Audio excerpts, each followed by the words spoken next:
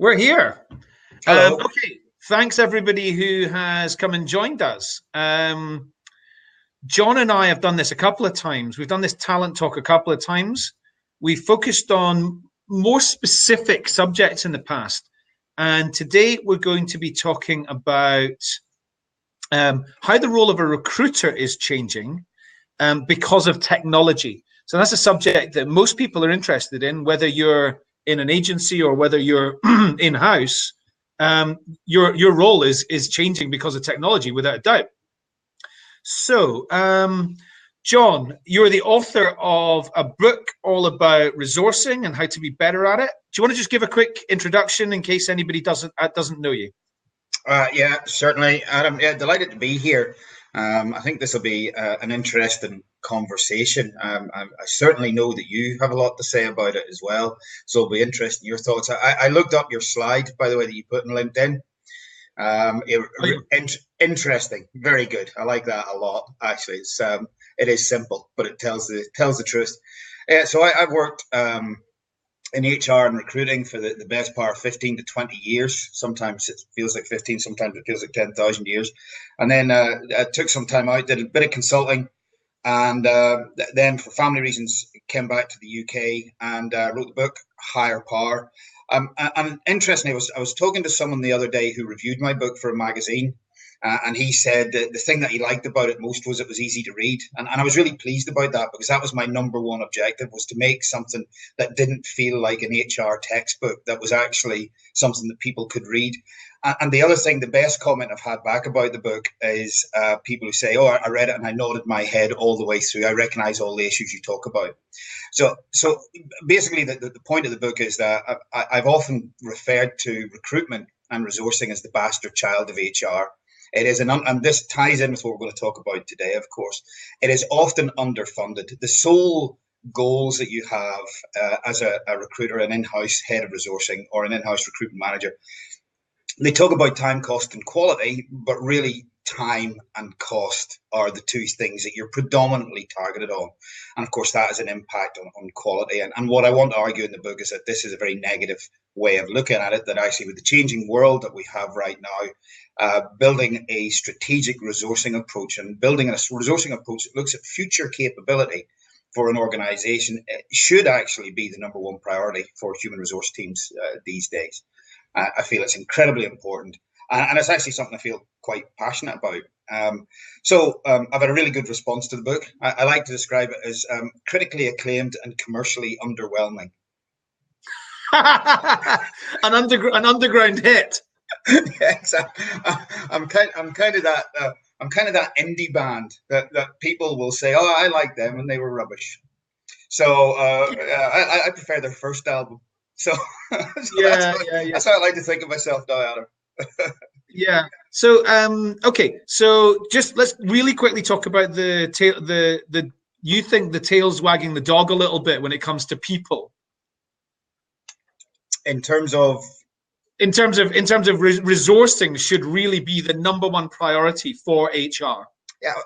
So if you actually look at the trend, and I did a bit of analysis in this, the average length of time that people spend in roles, and when I talk about resourcing, I'm not talking about external recruitment. I talk about the resourcing mix.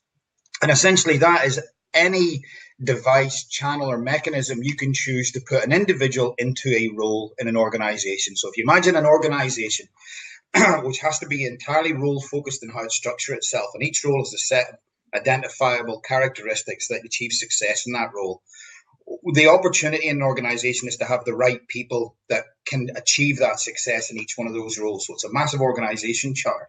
So when I talk about resourcing, I include the entire mix. That's temporary or permanent. Do you build or buy your talent? That is recruit, experienced hire, bring in apprentices, internal mobility, secondments, redeployment, planned talent moves, external recruitment, the full gambit. The point that I make is that in most organizations, this is not a joined up plan. You have a recruitment team that sits over here and it does its stuff. You have an internal job market, which sometimes works, sometimes doesn't work. Sometimes people don't trust it. Sometimes people don't even know it exists. Then you have temporary hiring, which is generally left in the hands of the hiring manager. and as a distressed purchase, oh, someone has left, I need a temp in really, really quickly, and so on and so forth. So within all this, there's an opportunity to actually plan what your capability future looks like, as opposed to let it all happen through serendipity, rather than to actually decide, well, this is the capability we need. We look at it in terms of supply and demand. So our demand is the capability that we need for the future. The supply is our internal market, the external market, the temporary market, graduates, blah, blah, blah. How do we match the two up? And I'll give you a real example. When I was in an organization, when we did an analysis of the future capability that we needed, surprise, surprise, we came up with the notion that we're going to need a lot of digital people to do that. Now, this was in a bank. Digital people didn't want to work in banks in those days. There's nothing sexy about working in a bank whatsoever. They wanted to work for the app companies, the gaming companies. Online bookmakers were really, really doing a lot of big stuff at that point in time. So that's where the big money was. So ultimately, as part of our capability plan, what we realized we needed to do was we created a digital graduate program. We weren't going to be able to buy the talent, and we had to take a long-term view and recruit the talent. And now we only got to that point because we actually sat down and thought about a joined-up resourcing strategy. And the point that I make is that in a lot of organizations, for a number of reasons, that's very difficult to achieve. My experience in resourcing as a head of resourcing is more often than not, the question I will get asked in year 2 is to do exactly what I did in year 1 with less money and less people. And in year 3, I am asked to do it again with less money and less people.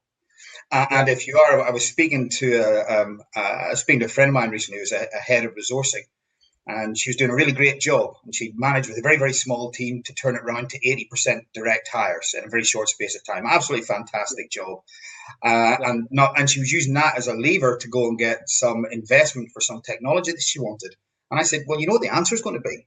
You did brilliantly without the technology. Why would I spend the money on technology? And that is so often the problem that we face in recruitment. We are first in front of the HR director or the CEO when things go wrong, and few people want to talk to us when things go right. Yeah. And I think this all needs flipped around, because what the smart organizations in an increasingly fluid world, where in the analysis that I did, the average length of time people spend in a role is about 2.5 to 3 years now. And that can be an internal move. That doesn't have to be moving organization, but average length of time is about 2.5 to 3 years.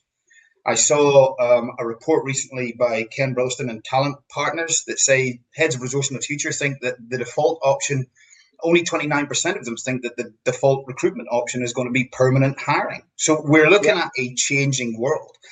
Yep. Now, rather than have an HR strategy which aims at a static workforce, surely we should think about an HR strategy that embraces the fluidity of this movement and gets some control over it and uses it to actually make sure you look after who are the core and most important people in your organization. And when you look at all those little boxes in the org chart, make sure they're the ones who are going into the absolutely critical and key roles. And how do you manufacture that as opposed to just letting it happen? And you end up losing lots and lots of people and recruiting lots and lots of people and not really using that fluidity to achieve long-term goals. Hopefully that makes some kind of sense. Yeah, no, it does. Question from Recruiting Animal, which is, how much does, I'm conscious we haven't come on to the main topic that we're going to be covering today. We'll do that in a minute, but how much does budget affect recruiting? I mean, the answer to that is it is the number one, it was the number one factor impacting how recruitment is done. And it doesn't actually mean, if you've got a big budget for recruiting, it doesn't mean you're going to do a great job. Absolutely. It might mean you're just going to spend a lot of money. You're just on doing something which actually people with more limited budget need to get more creative about. Necessity is the mother of invention. And some of the best things I see happening in recruitment are happening with limited budgets. John, have you got an answer to that? How much does budget affect recruiting? I think it's absolutely the right question. I mean, it's a really good question, because there are two aspects that I would look at in that. And the first one is the size of the budget. But the second one, which I'll go on to first, which should be the first one then, is where the budget sits. So where the budget sits is really important. So if you have in a large organization a recruitment budget that sits in many different parts of the business. And this is not an untypical scenario where you have a recruitment budget that's maybe centralized for some things, perhaps your volume recruitment, but actually sits with a hiring manager to do their, someone's left, they need to replace a data analyst today type recruitment.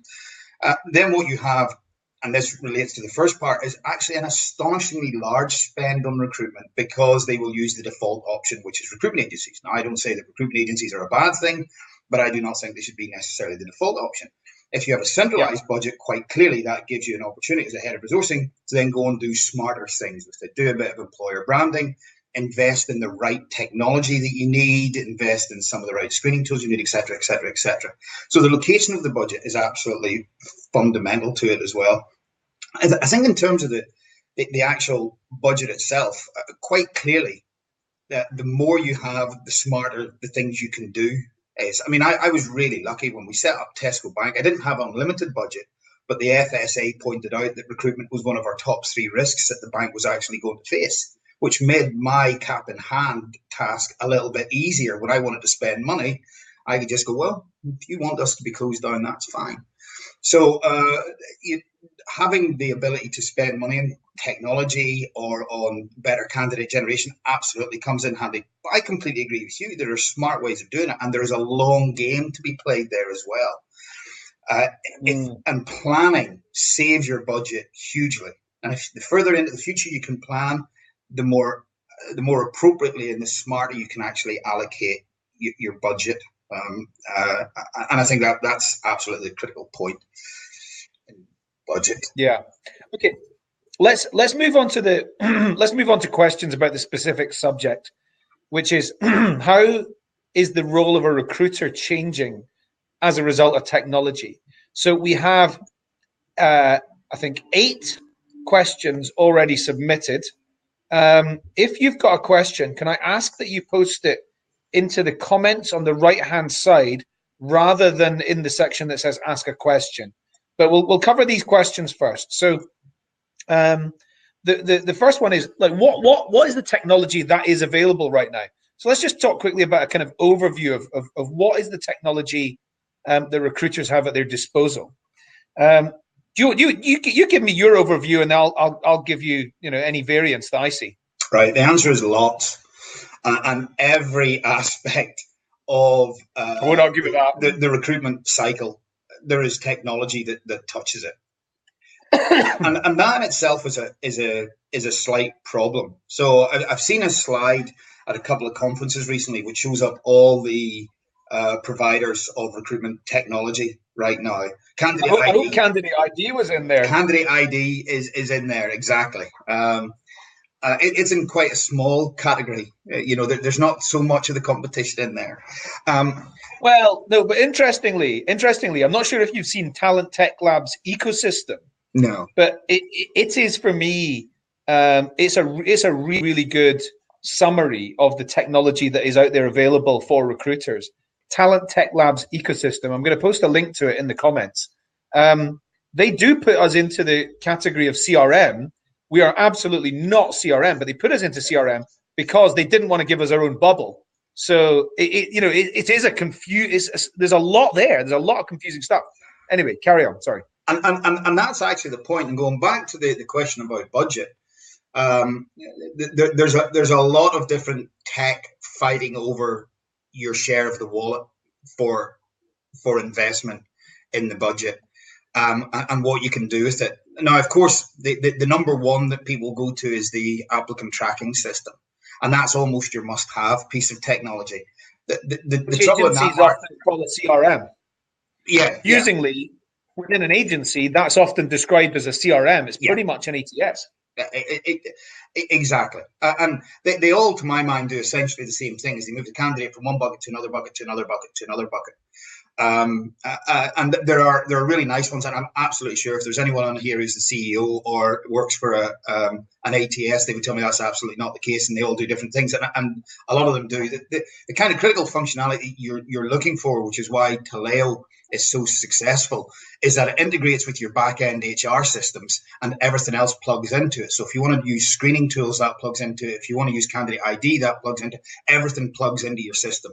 And that having that seamless flow all the way through the processes is absolutely critical. Because recruiters, as I'm sure we'll talk about, I've seen one of the other questions, what are recruiters like? Recruiters are fairly lazy at times. And you make their life easy for them and they actually respond to it. I speak as a recruiter. So that there's the ATS, which is absolutely core. In terms of the pipelining of candidates, I think that's a desperately important. And I'm not just saying that because you're in the room here, Adam.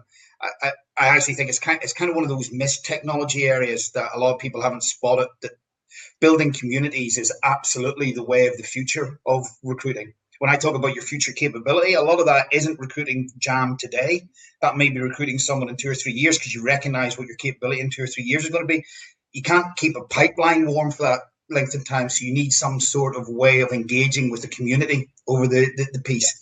So your technology falls right in line with the need to do long-term planning. So then that brings me into where's the long-term planning technology in this as well. And again, that's where I think there's a bit of a gap in the market. I see a couple of things there, but actually planning technology is something to do this.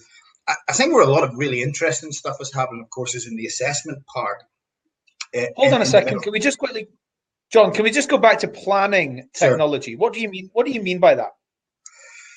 So typically, when I want to do a capability plan for an organization, there is, I talk about each one of the boxes. So if you had an OD specialist here who sees the organization in terms of a series of boxes in the organization, what you want to see is what's in that box now, what is going to be in that box in the future, and what is the capability required to get there.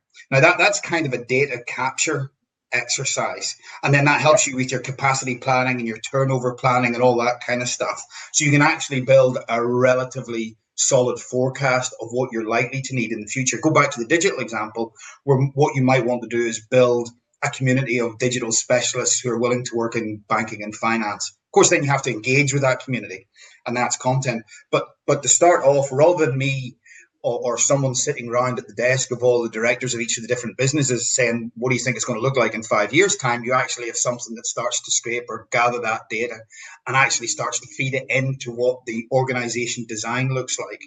We did, when I was doing a piece of consulting work, I was really fortunate to work with an OD guy who's really, really quite forward thinking.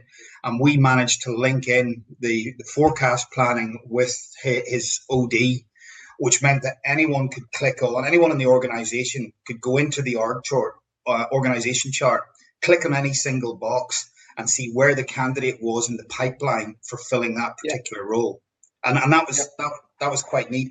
You take that to a further stage and actually you can look at, well, right now we've got someone enrolled. In 3 years' time, this role will not exist. It'll change or whatever. So I think that something forecasting really important in banks.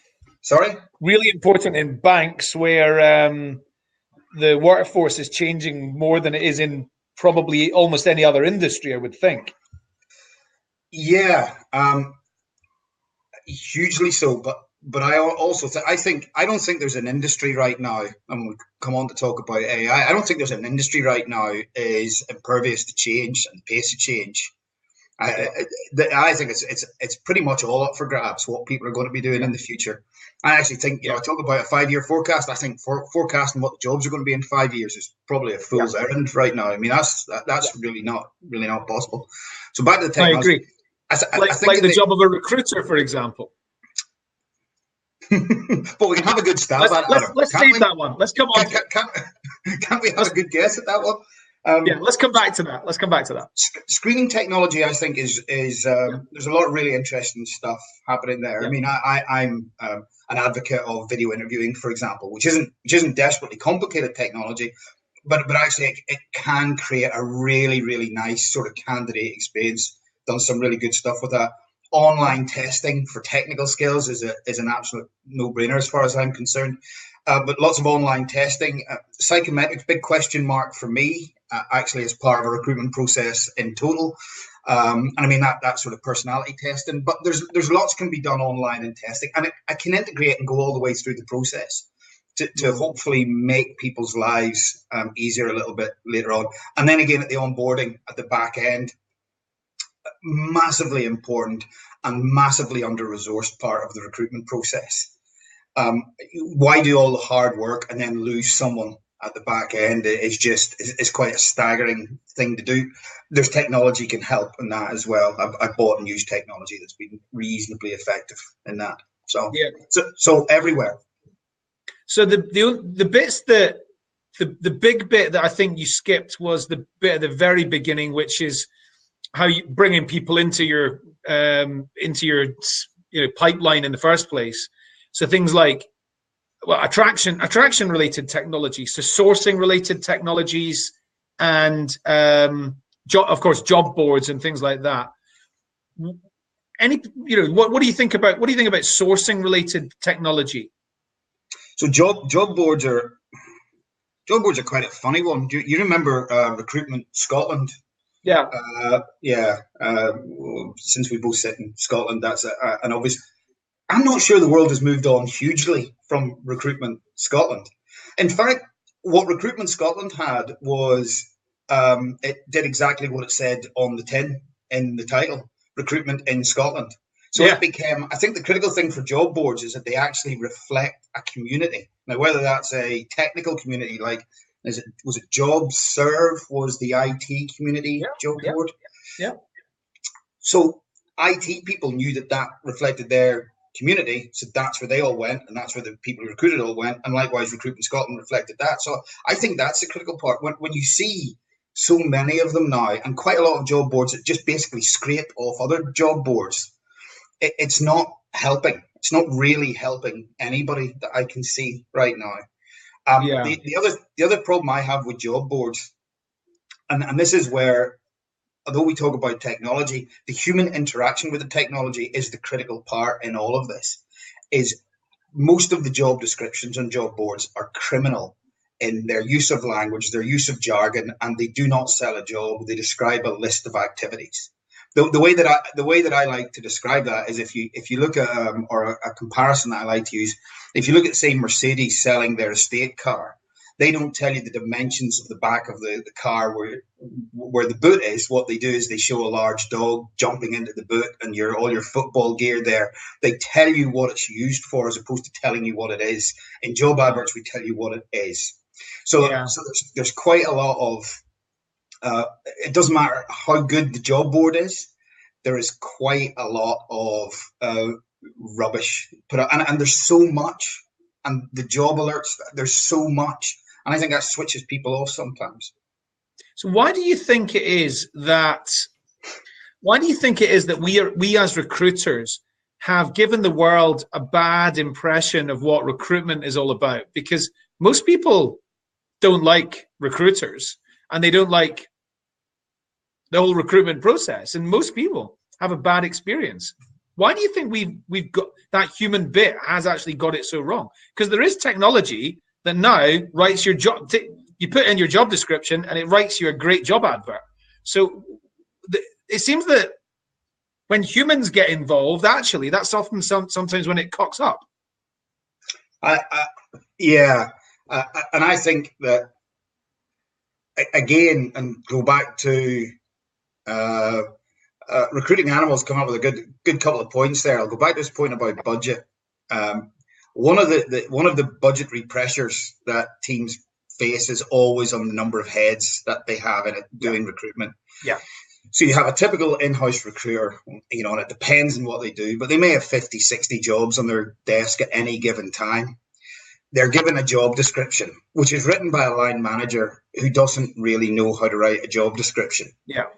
And what they do is they cut and paste and then put out in the advert board. So I think it's a manifestation of people being pressed for time rather than any kind of incompetence or anything like that. So I think quite often it is just a fact of going out. And reality is, when you look at the behaviors of people when they do read job adverts and you see the analysis of it, What was a figure I heard recently is that people spend 20 seconds reading a job advert. That's pretty much the title, the salary, and the final paragraph, and then the call to action. Yeah. So all the bit in the middle, we're turning them off, and it's kind of a vicious circle. So Recruiting Animals said it's not the same as a car advert. I think it is the same. Car advert, but essentially we're trying to sell something here. You're trying to sell an opportunity, you're trying to sell a car. It's like a car advert in the case that you have to make it a compelling reason to answer the call to action at the end of the advert. And just listening, you have to sell the emotional. Sharon's spot on. Sharon hit the nail on the head. It's about people go through buying a new car and making a job move in exactly the same emotional way. They're going through the same emotional decision making. So I think it absolutely is the same thing. And if you show them what they're going to be doing in the job, just like you show their dog jumping into the back of the estate car, that's a much better. How it relates to a job ad. How it relates to a job ad. Mercedes don't sell you a car; they sell you a lifestyle that goes along with the car. And that is not manifestly different from selling a lifestyle that goes along with having a job, except when you buy the car, you get to take your Labrador off into the country, you get to run about your football strips, you have a better life with your family. When you get a job, you have greater benefits, you get more personal development, you get whatever that emotional hook is for the individual.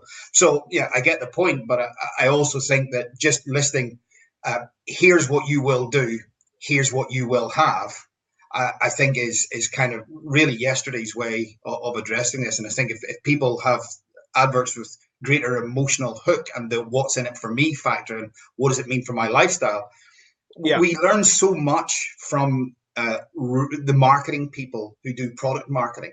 I think so much of it is transferable. Some of it isn't, but so much of it is transferable because these guys are way ahead of us. Yeah, no, I agree. And just as a specific technology-based example of what the parallel, if you there's a company I love run by a woman that I love. It's in New York called Spark Start, and no, this one isn't you, Sharon, but Spark Start is effectively allowing hiring managers to create 30-second kind of introduction to who they are and what their team's all about and what the job's about. Yeah. And okay, it might not be the most finesse thing in the world. It doesn't need to be, though, because that's what that person is like in real life. Yeah. So if you can picture yourself driving that car or your dog in that car, if you can picture yourself working with those people, working with those people, then that's a similar way of kind of bringing it all to life. Alex, absolutely. People have to, whether it's the car or the ice cream or the house or the job, people have to forward project and see themselves in that. And I just think sometimes we don't make that easy. And the other thing that I like, and we've gone way off beam, we have to pull it back. The other thing that I like about the way that marketeers work, product marketeers, and I got this when I worked in Tesco, spent a lot of time in Tesco head office in Welwyn Garden City, which of course is a supermarket chain. It's not a bank, it's not recruiters, it's a supermarket chain. And the way they think about data and customer segmentation and how they market towards their customers is absolutely staggering. These guys are really, really good. And there's so much that I took away from, particularly in the way they segment their customers.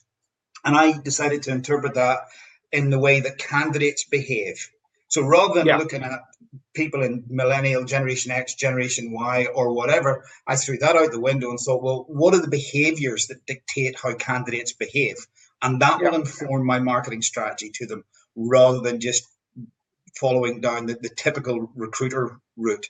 And in different roles, different candidates behave differently. So I'll give you a really real example. Sorry, I really have gone off beam. I'll give you a really real example of that. So one of the categories that I came up with was I called, I think it was job applicant tarts or something like that. And these were basically predominantly in the lower entry level kind of jobs, so contact center sort of jobs, where they didn't give a monkeys about our job specifically, or the Lloyd's job or the RBS job. They would apply for 10 jobs all at once. The absolutely critical factor in that recruitment process was speed of action. You captured the candidate, and the good candidates, if you got back to them quickly, you go back to them precisely, and you go back to them with really detailed instructions that you stuck to of what you did. Now, this all sounds really, really obvious, but in other segments, that isn't necessarily quite as critical. So what you have to do in your speed of action in candidate communication is you start reducing the decay at which you lose candidates in that. Yep. So by understanding the behavior of the market, you can start to adjust your strategy in how you address that market. Is the point of that. But that really absolutely. And the data is interesting. The data that, so Tesco, one of the reasons Tesco became, the biggest supermarket in the world, the second biggest supermarket in the world, is because they had a phenomenal and really early approach to data and understanding their customers, and their kind of incredible Tesco Club card just gave them everything they need to know. And that's one of the reasons that we created Candidate ID in the first place, is because when you've got that data, you can really start to understand what candidates want, and you get better and better. Alex has made a good point here, which is there's too much focus on what the candidate must have. This is to do with job ads rather than what the company will offer the candidate. Here's what employers need to do. They need to understand if they have got a job that millions of people want and they don't really need to do anything, they can make those candidates do all the assessments. They can make them run through the street naked to prove their commitment.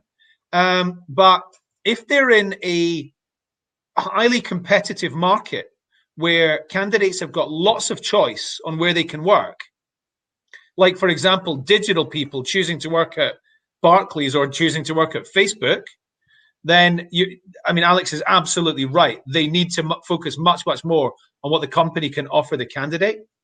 So let's just move on slightly. And thank you. So let's talk about what we're here to talk about, you mean? Yeah, absolutely. So hold on a second, though. Recruiting Animals made a great point, which is that Candidate ID generates a kind of loyalty card relationship, and that's a good analogy, and I thank you for that, because you're totally correct. And the gift voucher is in the post. And the gift voucher is in the post. So, in terms of the questions, right? So we answered that one around what's technologies available right now. I mean, we've talked about the broad categories. The reality is, sorry, I'll just cover that. The reality is that if you think about the process that we follow, and it is a process, there is not one part of it theoretically that you could say a machine cannot do. Yeah. And we'll move on to the future of the recruiter then. I'm not saying that's the right answer or the wrong answer, but there is nothing in there that a machine cannot do. So the whole process is highly automatable, if that's the right expression. So sorry, carry on, Adam. Yeah, okay. So some of the rest of these questions we've kind of there's a few more a bit further down that we haven't touched on yet, but there's a few here that we have kind of talked about. So let's skim them if we can skim them. What do recruiters like? Okay, so I mean, recruiters like a Friday night out, and they like fancy cars, and they like, but I think this means about technology. So what do they like to, what helps them? Yeah, just answer it as it is. What do recruiters like when it comes to technology? So I think it's easier to say what they don't like. Yeah, okay. To be quite honest with you, and I put myself in this category. Recruiters were quite often the cool kids at school who didn't work hard enough to become lawyers and doctors.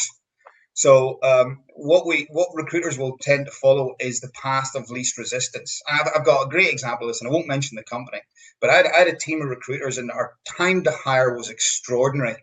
And what I found out when I actually dug under the surface is they hated using the ATS that we had. It was one of those ATSs, and it was in a time that when America came online at about 2:00 in the UK afternoon, the system just ground to an absolute snail's pace. It just got slow. And they absolutely hated using it. And we'd also set it up in our brilliant project definition workshop at the start of implementing it. So it had 23 different buckets you moved the candidates into.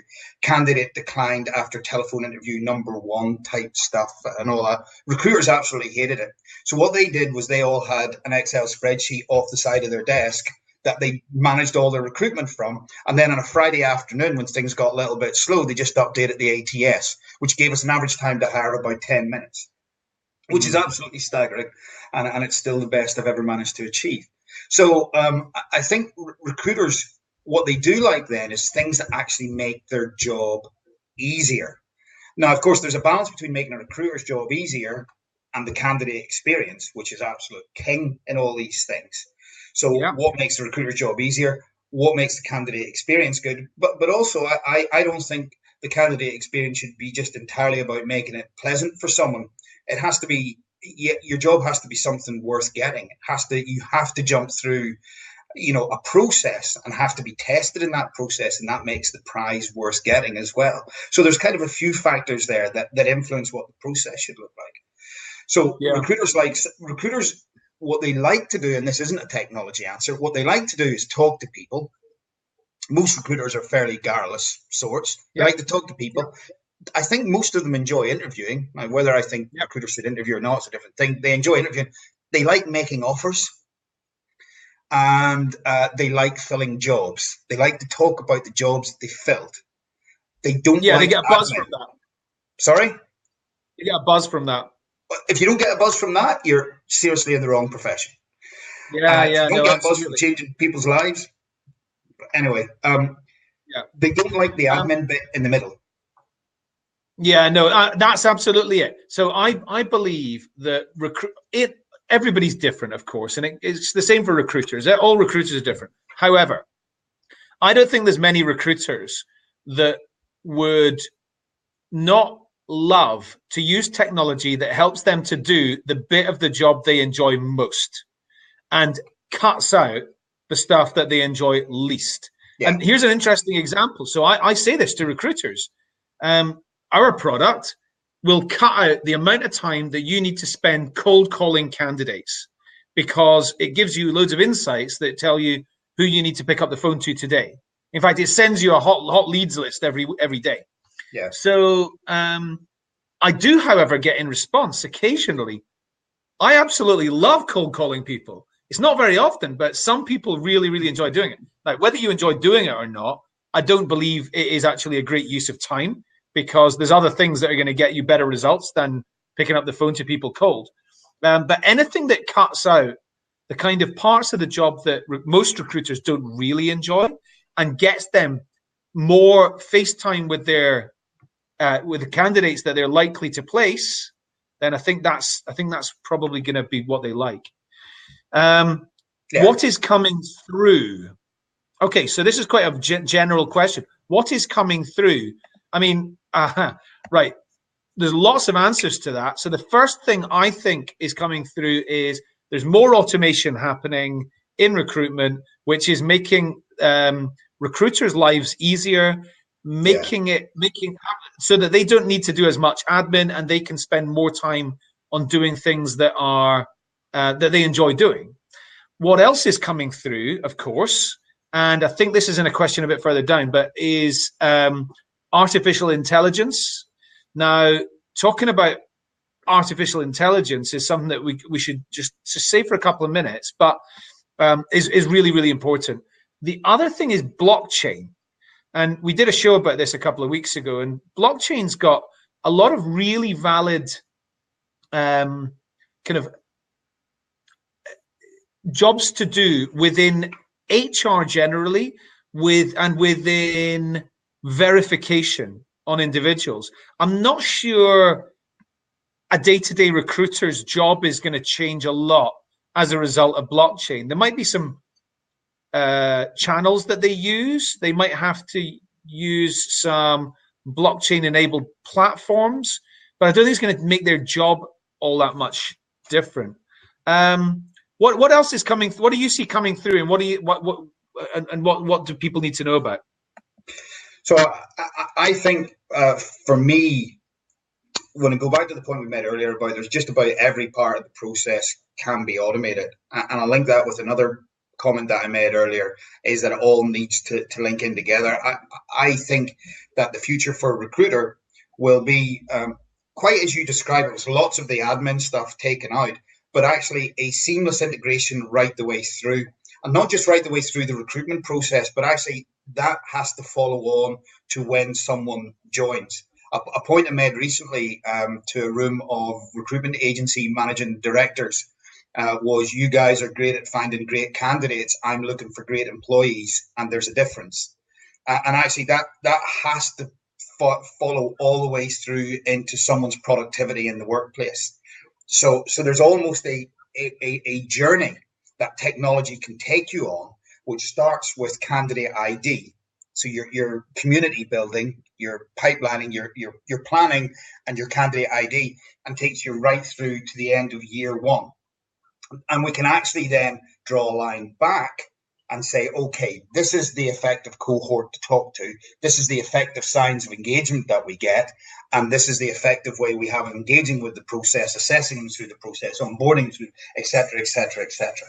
And I think that's an absolutely critical step that I think some technology companies are absolutely waking up to, which is this measure of, well, how does the quality that we recruit over here, how can we feed that back in a technological way? That idea has always existed. It has always been one of those things that HR directors have asked me about, and it has been virtually impossible to do. Yeah. The best you could really get is someone saying, "Oh, I really like Adam. John, can you get me more Adams, please?" Yeah. Where do we get Adam from? Oh, we got Adam from here, so we'll go back there. Yeah. So actually, to have that technology feed through the process, I think it is something that I have seen in the integration of the systems as a place that we are inevitably heading towards. But only to go back to recruiting animals question, this is not cheap to do. But the money you save in that, and that was the other point I wanted to make about budget, the money you save in that is completely offset, or the money you'll spend in that is completely offset by the cost of an ineffective hire. And all of this, and you still see the statistics day in, day out, and anybody who writes about the cost of bad hiring, it doesn't. We don't seem to be getting any better at this. I mean, that's the frustrating thing. You still hear about 87% of CEOs think that getting great talent is the number one human resource priority they have. Yeah. What is the number one priority for human resource departments? Not recruitment. Yeah. No, absolutely agree. So, now, let's talk specific. There's two things I want to talk about. First of all, artificial intelligence, and then second of all, are recruiters are they going to be effectively redundant in a year or in 5 years? So AI, I was on stage at Sozu in Amsterdam in October last year, and I told a room full of sourcers, you need to learn about talent nurturing and about running pipelines, because the job of finding people is not this prized skill that it was in the past. Anybody can do Boolean searches and X-ray searches, because there's tools that are really good at just plugging in, what you're looking for, and it will give you all the different variations and synonyms, and it will do a really wide sweep for you, or it will do a really narrow, precision kind of focused search for you. So I think that tools like Pocket Recruiter and whether it's true artificial intelligence or not, whether it's true like unsupervised artificial intelligence or not, I think tools like Pocket Recruiter are making the job of identifying people, both from inside your database and from the public web, much faster. And that was a large proportion of a recruiter's role until absolutely. Yeah. So AI on that side, on matching the right fit, the right personality fit, and the right values, and all the assessment aspects to that, not just the finding and the assessment aspects. Making wrong hires should theoretically be something from the past. So there is a sequence here, and it starts off with identifying. Go back to the box. And this is the box that someone's name is going to go in. What are the critical aspects of the tasks in that box for success, for that box to be a successful role, if you see what I mean? And then link that to what are the skills, attributes, personalities required to hit those attributes to hit that task. So there's defining that to start off with. And again, when humans do it, they don't do it particularly well, by and large. I used to have wee Jeannie who did that job. She was great. Can we have another wee Jeannie, please? Yeah. Is kind of, she spoke Japanese and was a Java programmer. Brilliant. Let's go and find that. So that bit, identifying critical success and roles, I can't understand why a machine can't do that. So that is a real, you've got to build on solid foundations. Yeah. I completely agree with what you say about the sourcing part. And actually, I think AI can take that much, much further as well, and really start to identify and spider through and understand organizations and what are the critical roles in organizations, and really specifically target people. I think the area of assessment is incredibly interesting with AI. And because people are, of course, whether you agree or not, everybody has a form of unconscious bias about something. It is a very natural human condition. Personally, I think it goes back to prehistoric times, and we lived in one valley, and the people in the other valley would come across our valley and steal our sheep and kill us all. So we had to be suspicious naturally of outsiders. So we have this inbuilt unconscious bias. Theoretically, machines can. Was that your upbringing? Was that your upbringing that you were just describing there? By the way. No, it wasn't, Adam. I came from a very, very level part of the world. There's the potential for machines to absolutely remove the bias through the process. Now, how we do that, I'm not a technologist or a coder, so I can't answer that. One thing that I've seen that is quite interesting, whether the technology exists right now to do it correctly or not, I do not know, is HireVue, the video interviewing platform, say that they can sense micro movements in someone's face to identify if they're lying or not. Now, question mark. I'm honestly unconvinced that they can do that right now, but what a great gimmick. What a great thing to talk about. And actually what that shows us is the direction of travel that AI can take us in with regard to that. Beyond that, if AI can answer your queries as you go through it in an Ask Alexa kind of way on onboarding, so rather than me having to phone someone up or get sent out a pack, I just say, hey, Alexa, what time do I need to start? What's the dress code for my new company? Who do I ask for on my first day? If all that I think can get that's all admin that recruiters don't want.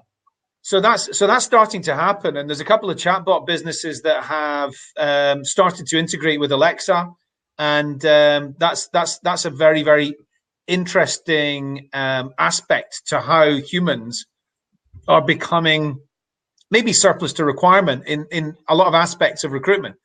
People tend to want to, if they're at the kind of education stage, people want to talk to a chatbot more than they want to talk to a human.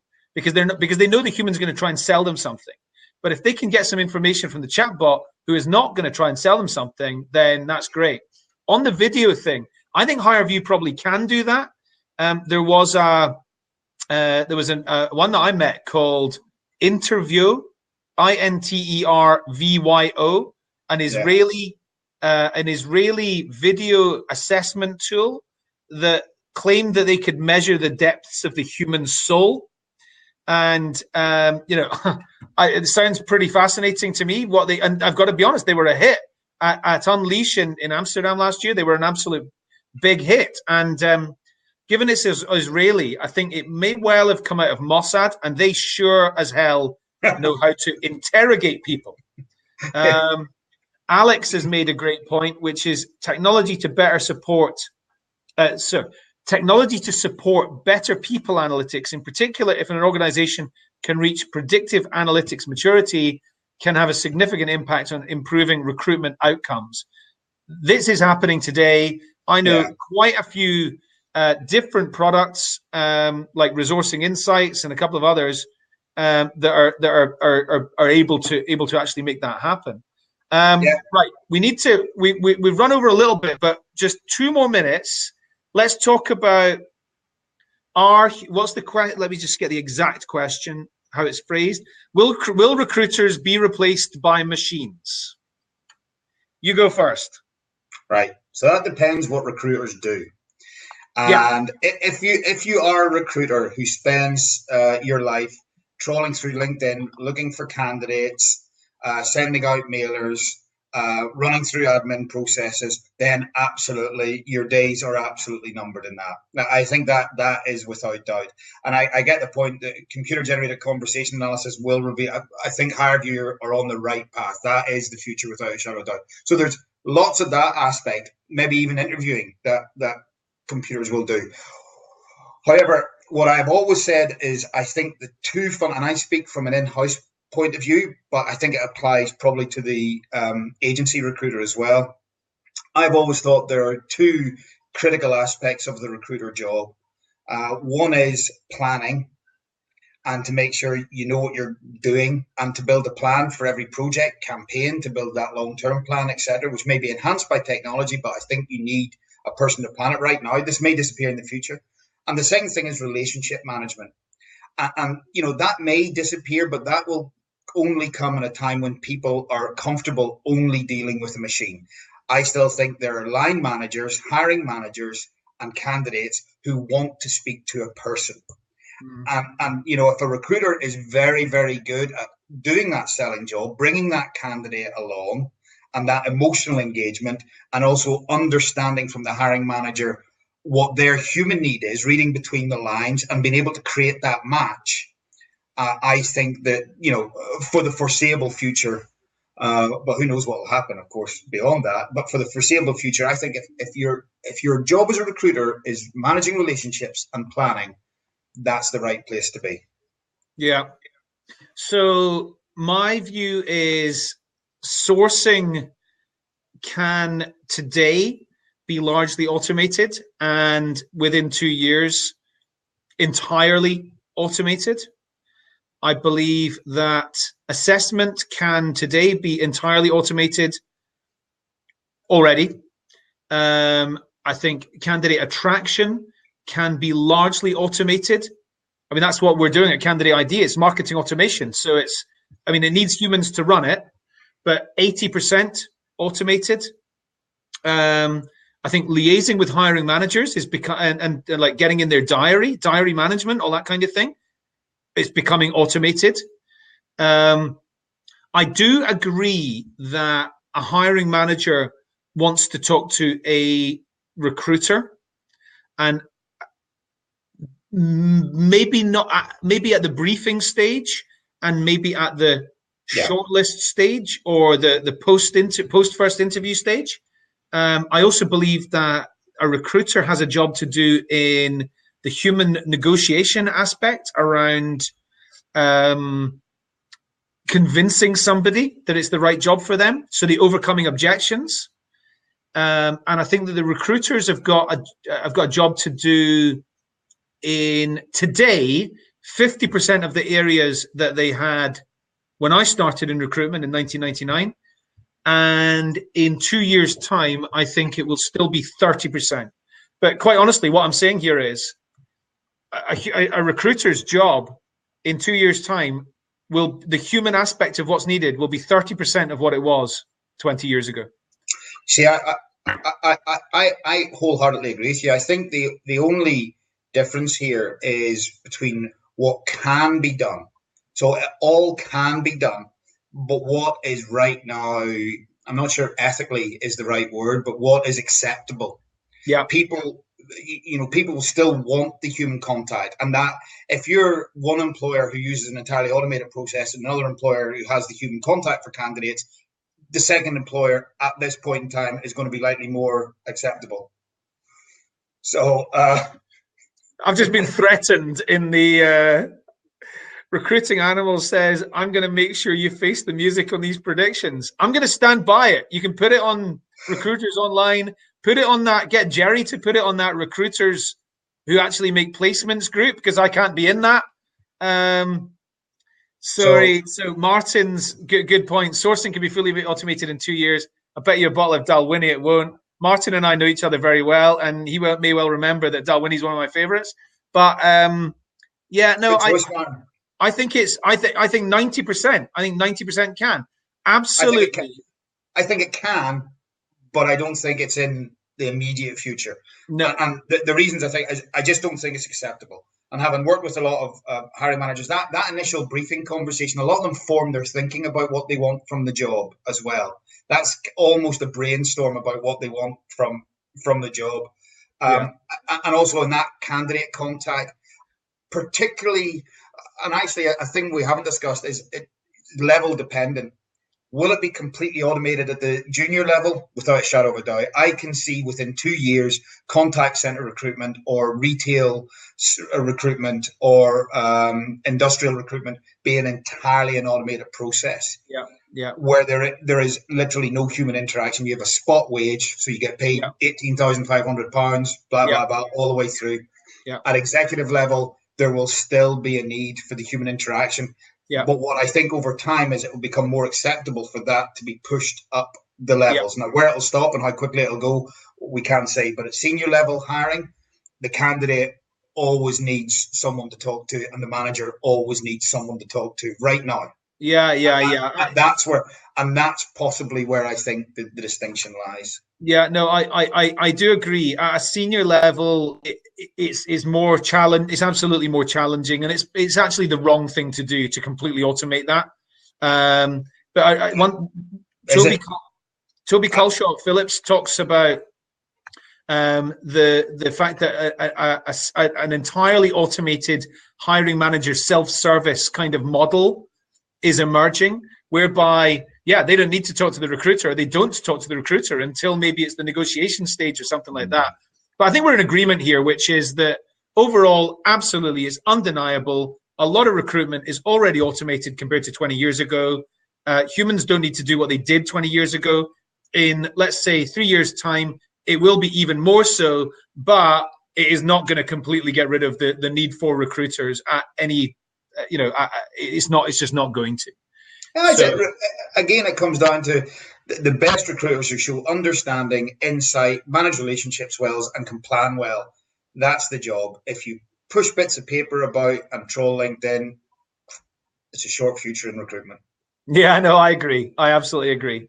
So on that, thanks very much. I know that we could have done at least another hour on this because we've skimmed a few of these subjects and there's so many to talk about. But we'll have a bottle of Dalwhinnie to do over in a couple of years. Well, maybe, absolutely. And so, John, you've been on 3 times. Let's talk again in 3 or 4 months because I always enjoy doing these sessions with you. So, thanks for everybody who's come and joined us, especially those who have contributed with questions and things. And until next time, all the best. Keep on automating. Thanks, everybody. Really good fun talking, Adam. Speak to you soon. Bye for now. Bye.